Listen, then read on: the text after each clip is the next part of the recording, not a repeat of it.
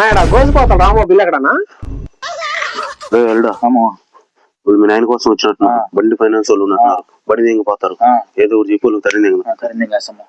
ఓ అన్నా ఓడి ఏం పని అన్నా ఓడి నిన్నగా మన జైల్లో నుంచి వచ్చిండు ఓడి దిగుతా ఏడాది తిరుగుతున్నాడు. మొన్న కూడా సచివాలయం కాడ వాళ్ళు అందరం పొడిచిపోతే పోయినసారి వాలంటీర్ ఎమ్మెల్యే వస్తే ఆయన మీద కాలు మీద రాళ్ళు దిగండు కారు మీద రాళ్ళు దిగండు. సో ఓడితే ఏం పని మీకు వయసులో